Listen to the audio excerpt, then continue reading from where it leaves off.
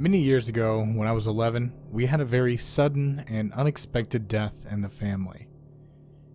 Everyone was devastated and trying to cope with their grief in their own way while dealing with the fallout. Not long after this, just before summer vacation, my best friend and her family moved abroad for 6 months, so I was feeling particularly sad and lonely and started playing on the computer a lot more. We had just gotten dial-up a year or so before, so I was able to use the internet to play online games, but very quickly became bored and wished I was able to talk to my friend, when I remembered a classmate had mentioned they had a pen pal. I googled pen pals, and the results came up with an instant chat room which, to my 11-year-old mind, seemed much better than waiting weeks for letters. The description said it was for people 13 plus, but I paid no mind to that and signed up anyway, and had a few enjoyable days chatting far away to strangers from Canada, Germany, and even Australia. It was good fun, and quite interesting to talk to new people, but then I kept getting kicked off by mods doing the rounds when they found out I was only 11. So I changed my answer to 13. And then I met James. James was 26, male, and from Ireland, and seemed very nice and polite, and we talked for about 40 minutes. He asked what year or grade I was going into after the summer break, and deciding by this point that he wasn't a mod, I told him I was actually only 11, and I'm just about to go into high school. He asked what year or grade I was going into after summer break, and by deciding at this point he wasn't a mod, I told him I was actually only 11, and just about to go into high school, when I had to get off the computer and go to bed. I was very surprised the next day when James initiated another chat with me, since you normally don't chat to the same person unless you had specifically taken a note of the username and watched for them to come online. We chatted for a lot longer this time. He said he lived alone in a specially built cottage because he'd been in a motorcycle accident when he was 17, which left him in a wheelchair. He liked talking about what I did at school, about my friend, and what kind of games we played.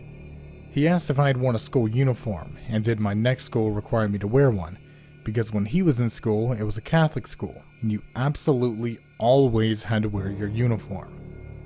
Weeks passed of near daily talking. We had moved on to MSN chat at that point because he said he wanted to be able to email me when he thought of things he'd like to chat about, and I could just email him back if he wasn't online. He started to get annoyed that I can only chat when I was allowed on the computer, and even then, I could only be on it for a few hours at a time, so he started pestering me to give him my mobile number so we could at least text if I wasn't able to get online. Not long after that, he began asking if he could call me. He wanted to hear my voice, and really, how different was it to talking online? Didn't I want to hear what an Irish accent sounded like? Wasn't I interested in him? We only spoke on the phone once. He sounded reasonably young, and either was actually Irish or just very good at putting the accent on. He commented on how young I sounded, jokingly asking if I had been naughty and lied about my age again. Then the chats and texts got more intrusive. Where are you now? What are you doing? Why are you taking so long to reply? Are you in your pajamas? What color knickers do you have on? I would tell him off when he asked things like that. I didn't like it, and I would tell him that I was miffed. He would swing between acting all remorseful, begging for forgiveness, saying he was just being silly, to acting indignant. He was just interested in me, and why is that such a hard question? I'm obviously just a badly behaved, silly little girl, and he's done wasting his time talking to me. His punishment was swift and brutal, cutting all contact for a few days or so, leaving me confused and upset that I really was a terrible friend. He always came back, acting like nothing ever happened, and in the end, I just started saying whatever random color came to my mind when he asked. Then he started asking about meeting up. He would travel over to see me because I obviously couldn't travel to see him, and instead of going to school, he would take me out for the day so we could get to know each other properly. When I seemed hesitant to agree to his plan, he would become irate. What's the point in having a friend you can never see? Didn't I know he was falling in love with me? I told him he couldn't because I was much younger than him, and he responded by saying it doesn't matter because his father is a lot older than his mother, and anyway, we could get married when I turned 16. I said I wasn't even starting to think about getting married or leaving home, and he blew up, yelling, saying I was a horrible child who was obviously against people who are in wheelchairs. I was cruel and lazy, assuming I would have to wheel him around everywhere. How selfish of me not to consider the feelings of my husband-to-be, before cutting off contact again. But this time, I wasn't in a hurry to hear from him, so I didn't send him my usual apology, text, email, which I think surprised him. A couple of days later, he emailed, as usual, acting like nothing happened, but talking about booking tickets to come visit when school started up again in a few weeks. I didn't respond. He texted and then emailed again and again. His emails at first concerned, then more and more annoyed at my lack of response. Finally, I told my older sibling a superficial explanation of someone on my new email who was bothering me, and they emailed him from my account telling him to leave me alone or I would tell my dad. I never heard from him again.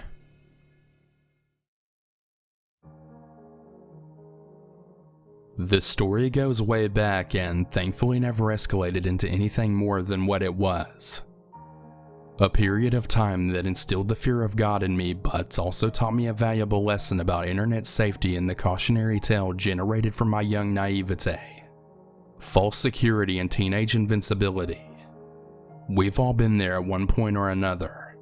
When you're young, you don't think about the potential dangers in telling us from the internet with reckless abandon. I knew there were predators out there, but I never applied much thought in regards to it besides the standard precautions. I never gave out my last name or my location to anyone. I knew that much at least. I used to frequent an online message board. It was a tight-knit community. Everyone knew each other on a personal level and were good friends. I had plenty of good friends in my immediate life, but I had made many friendships through the site. They are great people, and to this day I'm still in contact with some of them. I even met one of them while on vacation last summer, which was nothing short of a wonderful experience. But there was one user who was different. Being a very friendship-oriented community, everyone was very welcoming to him the moment he joined, but anyone could see that there was always something about him that was off. He was just odd, but at the same time he came off as a sweet and naive character. Wouldn't hurt a fly, we thought. I felt sorry for him. His lack of social grace and people skills had me inclined to believe he didn't have many friends in his life. I foolishly made the mistake of befriending him, or at least showing him friendliness. It was a short-sighted decision and one that would result in a long and traumatizing ordeal for me. He became obsessed with me. There's no other way to describe it. I shrugged it off as some weird online crush that would pass, but it never did. If anything, his obsession with me grew stronger every day. It started off small and innocent enough. He would always praise me and agree with anything I said, even if my view was dramatically different from his own. He would continually single me out and shower me with praise, but always in a seemingly respectful manner. We all thought he was awkward and harmless. Then his antics became more fervent. He would hound me multiple times a day to Skype with him. I repeatedly declined until one day I agreed, if only to verify that he was indeed who he said he was. He wasn't necessarily rude or offensive in the beginning, just very awkward and eccentric. I kept the session brief because he made me uncomfortable, but I didn't think much of it at the time either. He seemed harmless, albeit strange. I felt sorry for him honestly and didn't want him to be outcasted. Nobody ever suspected there to be any element of malevolence in his behavior, but then the qualities I initially dismissed as quirks gradually became something more sinister. He began revealing things about himself to me that he surely knew made me uncomfortable. About how his father would beat his mother and about how he used to torture animals as a child.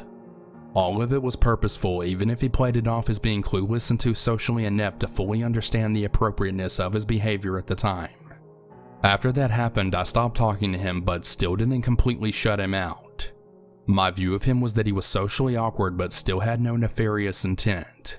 Nobody suspected anything and he seemed so naive and innocent.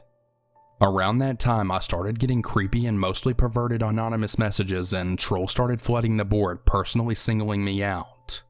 As creepy as it was, I took it all with a grain of salt. This wasn't the first time the board was overrun with trolls. We'd had a troll problem for a long time now, and this didn't seem any different. I didn't make the connection between any of it and him. One day, he asked to join a Skype call between my friend and I. We hesitantly obliged, not wanting to hurt his feelings. To our disgust, he started pleasuring himself in the call. I cut all ties with him after that, and he apologized profusely before disappearing. I thought that was the end of it, but that was just the beginning. After his vanishing act, the creepy messages became more violent and threatening. I was receiving at least 100 a day from multiple anonymous guises. It didn't take a genius to figure out who was doing this. Before I knew it, I was being impersonated on multiple accounts throughout social media sites. My inbox became flooded with hundreds of messages threatening to kill, rape, and mutilate me in the most barbaric of ways every week. Anonymous accounts would send me collages of pictures of me from sources I never shared with anyone, and of which I had no idea how the person gained access to them, as I had never given out any of my personal social media to anyone. In some of these pictures, my eyes would be cut out or the image would be perversely doctored. The board became flooded with multiple anonymous accounts, all posting threatening messages about me. The person even made a website dedicated to his plan to rape and kill me and linked me to it, but it was taken down not long after. I started saving everything this nutcase sent me so I could compile evidence and requested for performance of an extensive IP check. One of the SOC accounts that was checked matched up with 200 other accounts, including, you guessed it, his original account. I always knew it was him, but to have it confirmed that this psychopath created 200 accounts to use, stalk, and terrorize me was finally enough to truly unsettle me. Up until a whole year of his online stalking antics, I wasn't too bothered. Yes, I was creeped out, but I wasn't fearing for my life. That is, until the calls started coming. Somehow, and to this day, I have no idea how the fuck he got my home phone number. I never told him my last name or anything that would have led him to my personal information. My guess is that he must have acquired it from my last name, and he would have had to have gotten it from my Facebook, as I never told anyone what my surname was. How he found my Facebook though, I honestly don't know. The moment he called my number, he would call my house at all hours of the day and night. I never answered it. My dad did all of the time though. It didn't matter how many times my dad would hang up, within 5 seconds the creep would be calling back, and this would go on in a cycle at every hour of the day. It got to the point where none of us were sleeping because he was calling non-stop every hour until the wee hours of the morning. At this point, I was consumed with fear. I expected any day that he would show up at my door. If he had my home phone number, he certainly had my address. I became so paranoid that I put tape over all my webcams in case he somehow managed to hack them. No matter what, I couldn't shake the feeling that he could somehow see me. That he was always watching me, even though I knew he was safely across the continent from me. I spent many sleepless nights fearing that he'd show up any second and try to kill me.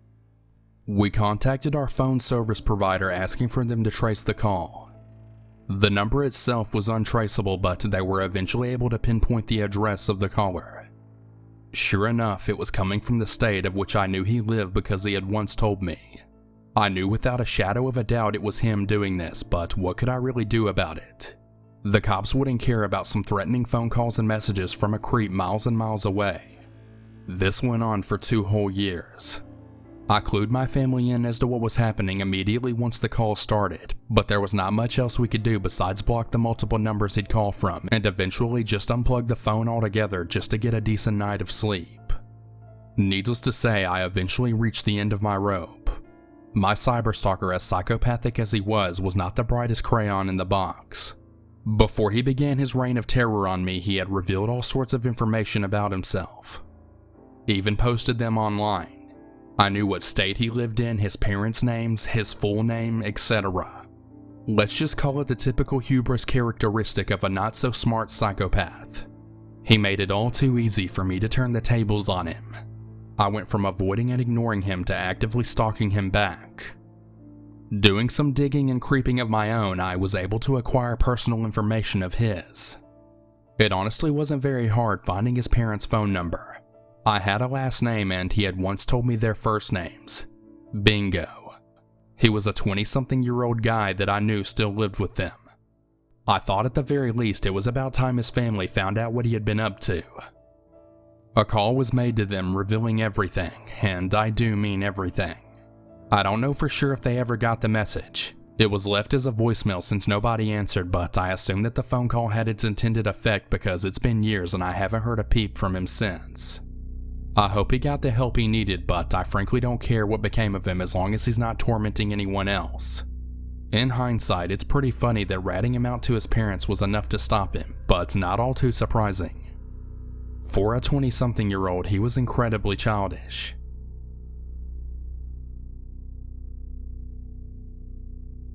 So, when I was 12, we had several computers at home even though we lived in a pretty rural area.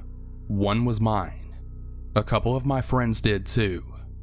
We used to message each other on AIM, and as a curious youngster I got into the chat rooms. I met this guy there named Ian. We exchanged ASL, and because I was young and kinda stupid, I was always honest about mine. Ian was from England and was 14 years old, and we exchanged emails to talk more. He sent me a couple of pictures of himself, and he was fairly cute. He would always ask for pictures of me, but we didn't have a webcam, and I certainly couldn't buy one and install it without my parents knowing. Gradually over time, his messages became more and more sexually focused, and I started to reply less and less. He also kept pressuring me about the webcam that he wanted me to buy and started hinting that he wanted me to masturbate on camera for him. He started sending me porn. I was a precocious 12-year-old and read quite a bit of erotica online, but because our computers were in the family room, never looked at pics or videos. He never warned me that the pictures or videos he sent were porn, so I almost got caught with them on my screen a couple of times when I opened up attachments. I decided I was not going to reply to him any longer. He sent me one last very explicitly titled video, and then I didn't hear from him again. Several years passed. I had stopped using that email address altogether. I was 18 years old now and trying to get into an account that I'd made with that email and opened it up to check for a password reset email. Lo and behold, I had an email from Ian. I was pretty surprised since it seemed to have been sent quite recently and the title was "Hey everyone." I opened the email to find that I am only one of about 200 recipients. It was an announcement that he has gotten engaged and giving a wedding date later that year. I feel faintly nauseated. Now that I am older, I realize exactly how disturbing it was for him to repeatedly ask for pictures of me and send me porn. Granted, he was only 14, so we were not far apart in age, but in retrospect, the whole thing was gross. The email is signed with his full name, and he includes links to his Facebook account and other contact info to RSVP, including his girlfriend's email as well. So I look him up on Facebook. As I'm going through his profile, I see his birth date and age. He was at this time when I was 18, 25 years old, which meant that when I was 12, he was not 14 as he claimed, but rather 18 or 19. I briefly considered sending all the emails he sent me, attachments included, to his girlfriend. I then considered sending them to the emails of the 200 people that had been sent his engagement announcement email. I ended up doing nothing, but to this day, I'm not sure if I made the right choice. I just know I never want to talk to him ever again. So like many people on here, I've been lurking on here for quite a while. After reading many interesting and horrifying stories, I decided to share one of my own. Names in this particular story have been changed. It was December, and Christmas was right around the corner. It was late, around 3 in the morning or so. I was sick, so I was on a strange sleep schedule at the time. Being bored, and the fact that none of my friends were online, I decided to venture into a site called Omegle. I went on there quite often at the time, mainly to troll people, but tonight I decided to have some actual conversations with people. Big mistake. So I decided to talk to people under the anime tab, because people on there seemed generally cool for the most part.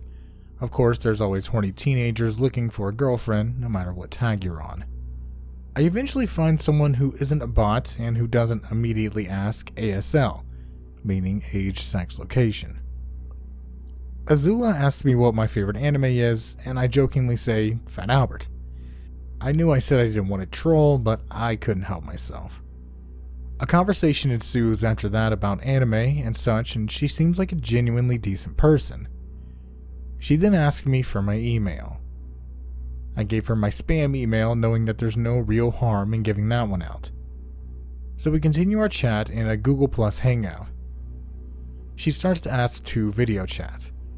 I declined, telling her that I don't even voice chat with my real life friends. But she keeps on persisting, and I keep telling her no. I was starting to think that she was actually some pedophile. I told her I didn't feel comfortable revealing my face to anyone online, and I really didn't want to voice chat.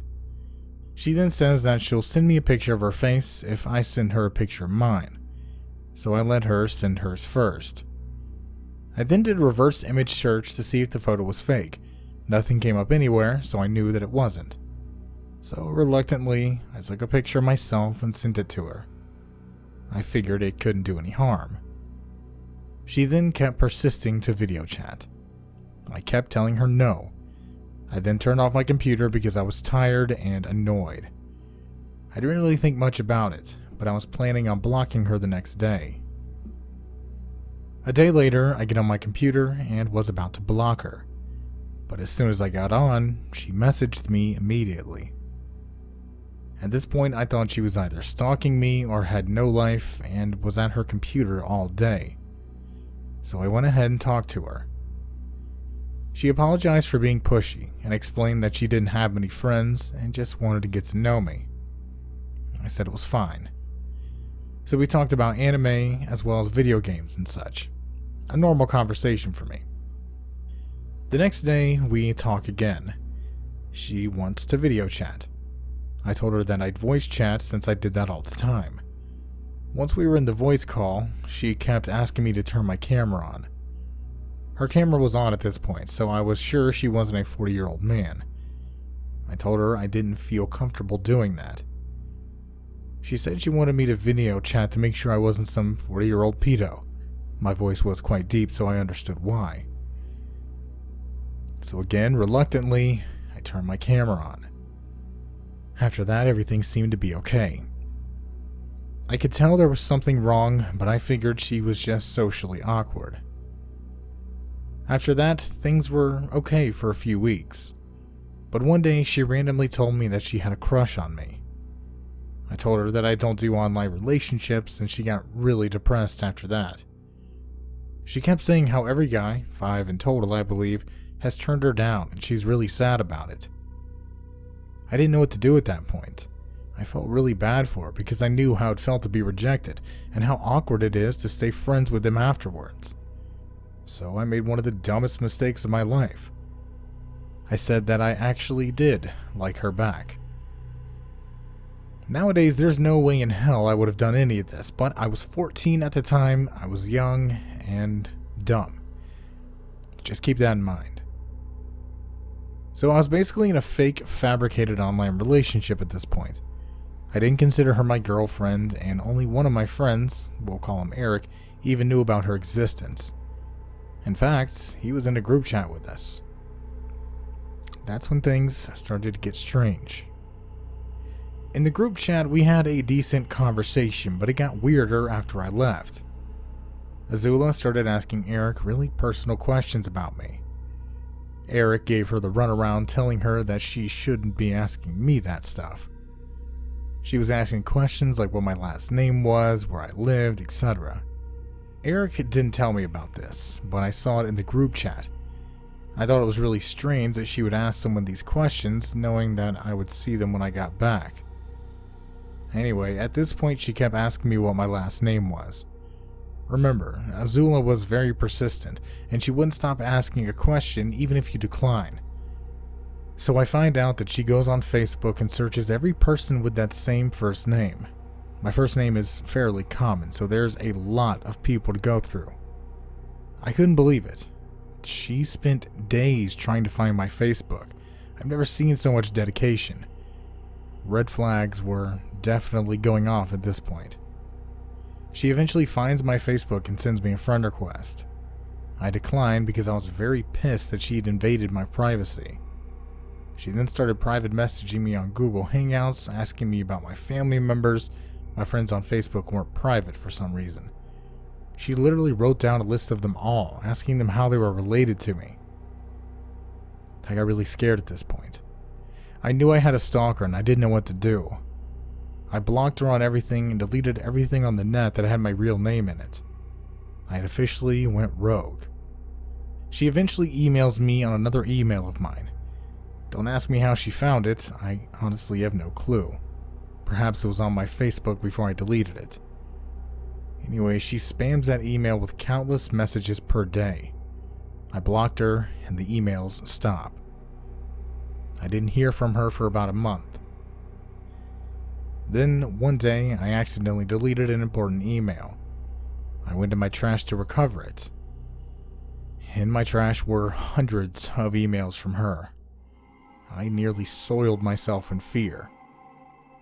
The last email was from that day, so in morbid curiosity, I read some of the emails. What I found was nothing short of frightening. She told me that she thinks there's something wrong with her, and that she enjoys and gets off on the pain of others. She said that she knows where I lived and was going to fly over here and live with me. I was so scared at this point, I was honestly worried that she was going to kill me. I deleted that email account and have been off the grid ever since.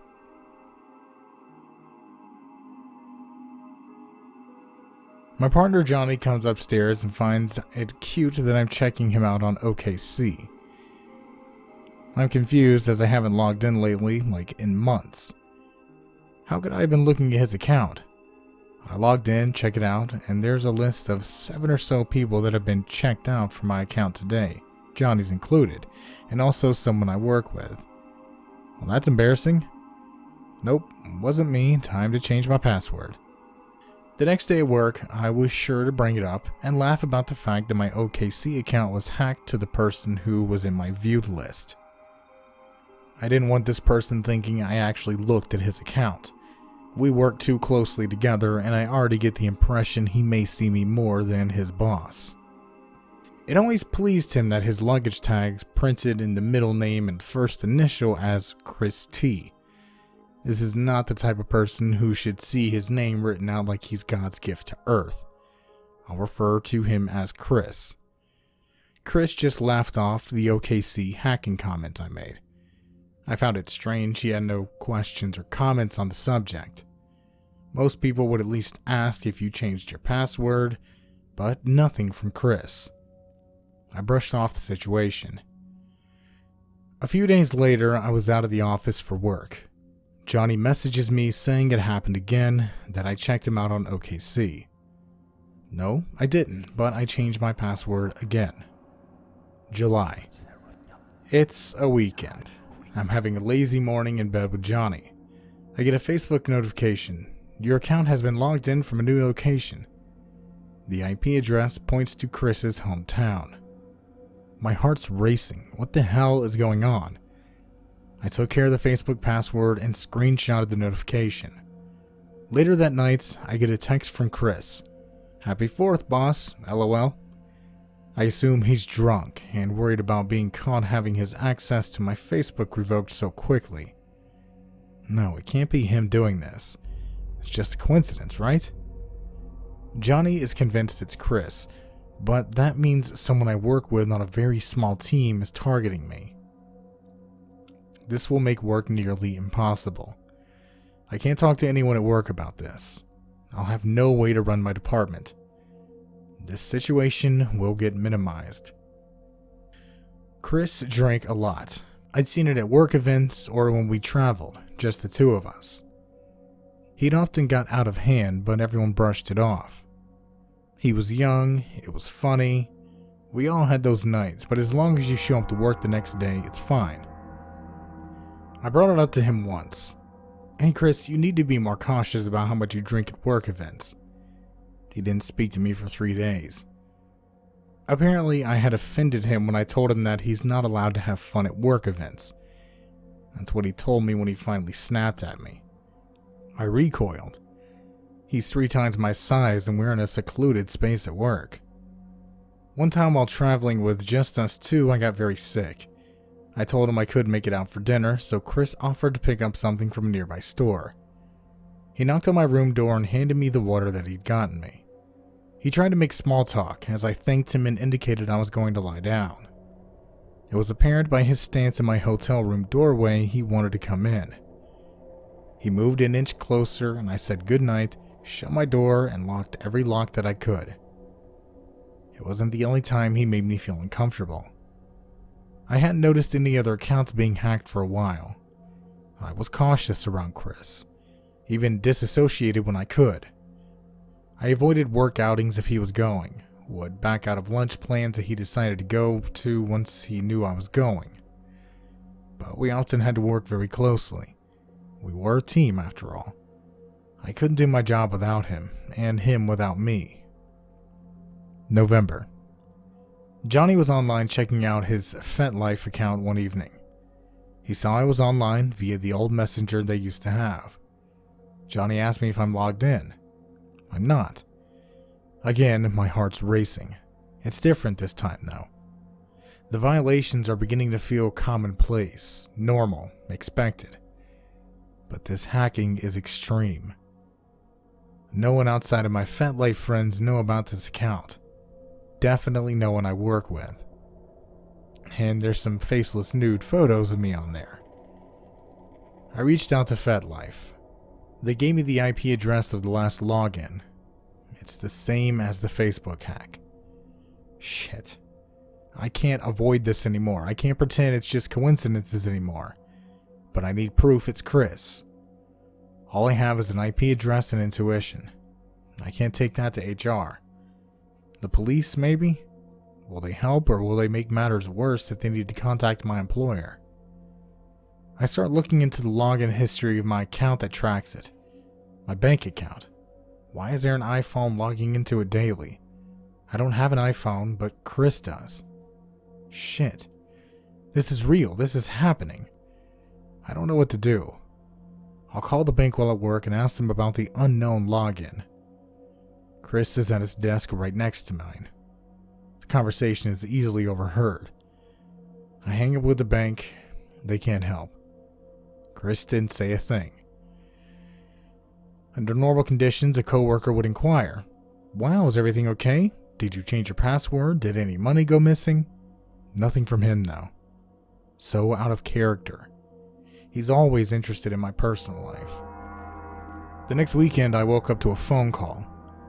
The caller is calling from my phone number. My heart skips a beat, but I answer. No one responds. I just hear breathing. That's it. I've had it. I've lost my sanity. That's it. I've had it. I'm losing my sanity. I spent weeks, months researching IP addresses and how it might be able to use the only info I have. I've lost sleep. I can't focus at work. Johnny is worried about me and my safety, and I am too. But what can I do? Johnny suggests that we go to the police. I don't want to, but I'm at a dead end. I agree. The officer is kinder and more receptive to my situation than I expected. This serves as a reminder to me that this is a big deal. I shouldn't minimize it in my own thoughts. She takes the report, every detail. That we use the IP to subpoena the ISP. Weeks go by. The officer on my case claims that there's no crime. The ISP records were never obtained. December. My work email keeps doing this strange thing. Messages I've read keep being marked as unread. Weird. Is it him or just the multiple devices I use to check it on? I don't know, I can't tell. The server doesn't keep a login history that I can see. Should I talk to IT? I know them well. They'll help. But that would make the situation real and known at work. No, not yet. I can't bring myself to do it. I can't do this anymore. My heart is constantly racing. The slightest noise sends me into a panic. I get a security camera from my front door and worry a bit less when I hear the door slam from the wind or when the dogs bark at something they hear. I'm becoming comfortable living in fear as much as it's impacting my health. At least I had the pepper spray Johnny got me. I carry it whenever I'm outside. Chris and I have a shared account we use for work. Maybe I can get an IP address from that. If it matches, that's some proof, right? Dead ends. What if I send him an IP tracker? I've learned that you can place an invisible pixel in an email. It will send you the IP address of where it was read. All I have of Chris's is his work, email, and Gmail. I test both, on myself, of course. I can't take the risk of him figuring out I'm onto him. Damn it, our work email blocks it and our Gmail reroutes it to their HQ. Another dead end. More hours, days, weeks pass. I've called private investigators and they're impressed that I've tried the tactics they already have at their disposal. I feel confident that I'm doing all I can, but more at a loss than professionals can help. February. One last attempt. It's a week before I have a 7-day out-of-country trip with Chris. It's with a large group this time, but I'll still be working very close, too close with him. I sent Chris an email with a shortened link that would track what IP address it was clicked on from. I've tested this, it seems to work.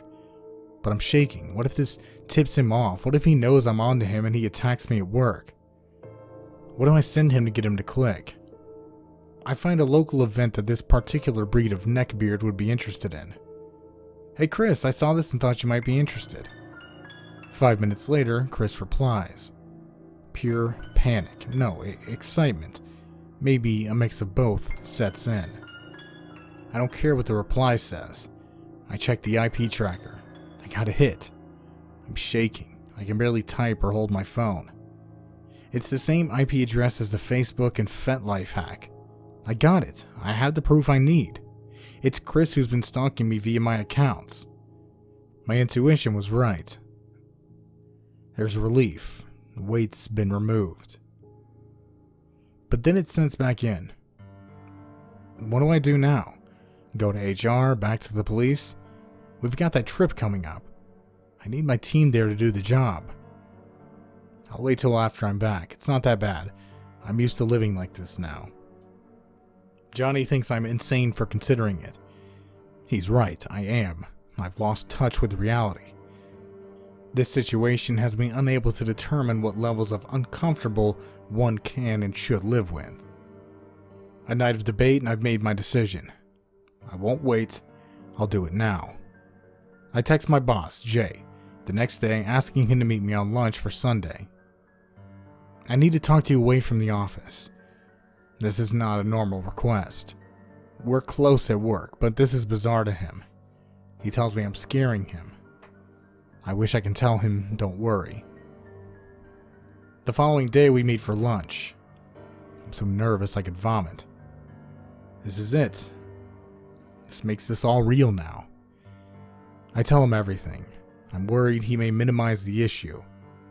Chris is just a kid. He didn't mean anything. I'll talk to him tomorrow. After I finish speaking, Jay is at a loss for words. We had a plan to take this to HR tomorrow, and he's already finding me someone to replace Chris on our work trip. Again, I'm relieved and nervous at the same time. Shit is going down tomorrow. 7 months living in fear, and I can finally see an end. Monday. My pepper spray's in my pocket. I picked out a work outfit that would conceal it today. Jay calls me, asks me a question. I don't remember what, but I take it as an invitation to go to his office. Anything to get away from the real person I now know without a doubt has been hacking and stalking me. Jay wasn't expecting me, but understood. The department head is in his office. Jay is about to inform him of my situation. Having my story told by a third party was surreal. I filmed the details where needed and give them the folder of evidence that I collected to take to HR. Screenshots, IP addresses, written accounts of the timeline up to this point, the emails from Chris confirming his involvement, and the info from the IP tracker. The day is a haze. I was at HR's office at least twice, saw the police drive through the campus, and had to fight my way with the HR director. He didn't feel I had enough evidence to prove that the email I sent to Chris's Gmail was actually the Chris that worked there. I dug through my work email, Bam. He emailed me through my work email from his Gmail account once. Enough evidence for our non-believer. Hours go by. It's almost 3 p.m. What the fuck is going on? If I keep leaving my desk, Chris will know something is up. I can't call HR and ask. He'll hear the conversation. Chris walks over to me. "Oh shit," he says. He's showing his work phone in my face, too close for comfort. He got an invite to go to HR at 4 p.m. I'm screaming inside. No one else is around. If he's going to do something to me, now is the time. That notice is the forewarning of being fired. That's how they do it at my job. I manage to look concerned and tell him, "I'll let you know if I get one," insinuating maybe our team is being let go. Not just you. He walks away, no idea where to. I sit at my desk shaking in fear. I don't know when he will return. How could HR betray me like this? They know the situation. Damn it, they should have warned me they were about to send it. I could have fled. I could have gone somewhere safe. Mike stops by my desk just to say hi and offer me some leftover catering. But in this moment, Mike has offered me so much more than leftovers. He has no idea what's going on, but can see in my face something is wrong. I ask to walk back to his office with him. Chris will never find me there. An hour or forever passes by. It's got to be done by now. I know Chris will be escorted back to gather his things. I don't want to be there for that. I sneak to Jay's office. He checks the area for me. Chris is gone. Jay heard from HR. As per HR, I'm not allowed to speak to anyone as to why Chris was fired. Are they serious? This leaves me so vulnerable. If Chris decided to come back to work, no one would stop him. In fact, they would welcome him with open arms. And I'm left looking like the bitch that fired the nice, quiet kid. That week. The IT department took a few extra days to gather seized devices. I had time to look through them during that period. The days before our trip was one of so much discovery. Not just what I found on his computer, but what I learned from the people around me. The day after he was fired, I looked into his laptop. IT had no issues with me getting into his files. I was Chris's boss and I needed his work. His picture folder, a lot of personal stuff, stupid memes, vacation pictures, screenshots of the naked cam girls he chatted with, and me. Some pictures I had never seen before, some that I had. The pictures I were familiar with were from a cruise I went on months earlier with Johnny. Only those were the ones I deleted. I had a GoPro set to take pictures every 10 seconds that hung from my wrist. While walking around, I inadvertently took close-ups of my ass in a swimsuit. Upon importing my vacation pictures, I deleted those from my computer. Were they still on the card? Then there were some pictures from my Google account. Well, it was a picture of a picture on a screen. He got on my Google account too? Why didn't I catch that one? Then the ones I'd never seen. Pictures that had been taken around the office and on work trips, me at my desk, me bent over, setting up gear, a close-up of a hint of cleavage shot from above. His phone was more of the same. Close-ups of my ass while he sat behind me struggling with an AV rack in a closet while in a dress, video from under a table during a meeting while I'm wearing a skirt, zoomed in upskirt photos, pictures of dates I had written on a post, pictures of my phone settings showing my FetLife account. The nausea sets in again. I remember all these moments in the pictures he'd taken of me. Him nonchalantly looking on his phone, looking like he's slacking off or answering an email. Little did I know he was filling his spank bank with images of me during work hours and keeping a record of my days off. Fucking creep. I got to his browser history. It was sickening. He researched how to hack someone's text messages. He stalked friends of mine on Facebook, as well as my partner. He got into my Amazon, Gmail, Facebook, FetLife, work email, OKC, and bank account. He read old emails of past relationships, looked at the places I'd visit, and stalked images from events I'd go to. There was hard evidence now. I took it to the local police near work. They couldn't handle it, so I went to the county prosecutor office. Most people wouldn't think of that. It was suggested by Johnny's friends. They had a computer forensics department and could handle the case. I met with an amazing detective. He took my packet of evidence and listened to the whole story. It's becoming easier to tell the story, especially when it's to focus on the facts. At my office, I learned more about Chris. How he slandered me to my coworkers. I knew I couldn't tell the people I worked with why Chris was fired. But for my safety, I knew I had to tell a few people, just the ones close to me. Once they knew the story, I heard the things from them like, Chris would complain I didn't pay him enough. He lied and said he made half of what he actually did to coworkers. I even fought to get him above normal raises for 2 years. He lied and said I would withhold work from him. They usually responded to him by telling him to talk to my bosses or HR. Obviously, he never did. You can't take lies to HRs and directors. He spread lies around the office, coercing coworkers to take his side when I wasn't aware there were sides to be had. From these people, I learned more about the obsession Chris had with me. He craved to have power over me. He showed them my FetLife profile. He bragged about how compatible we are on OKC.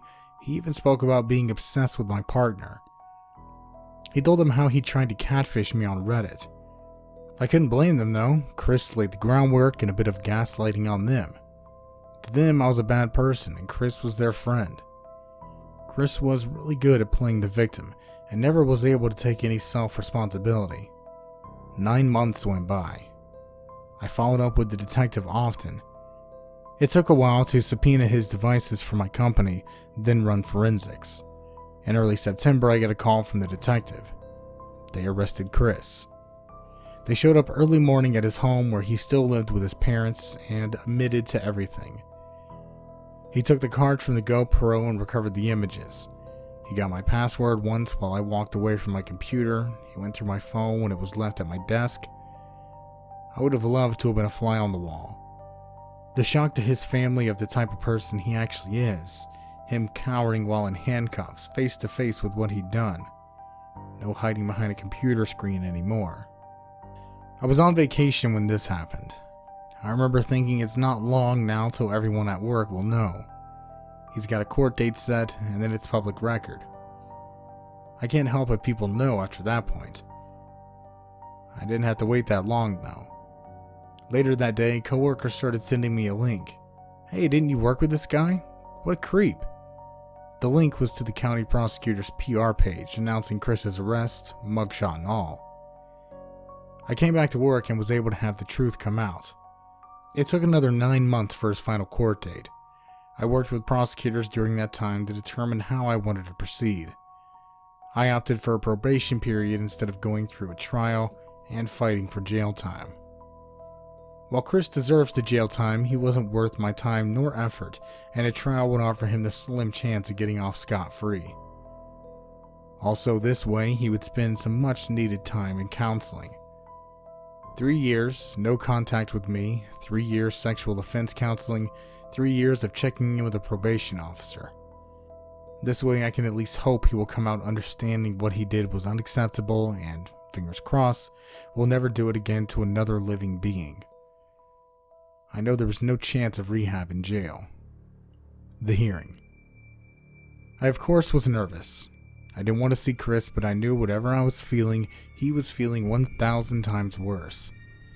I didn't have to go, but I knew I would regret it if I didn't.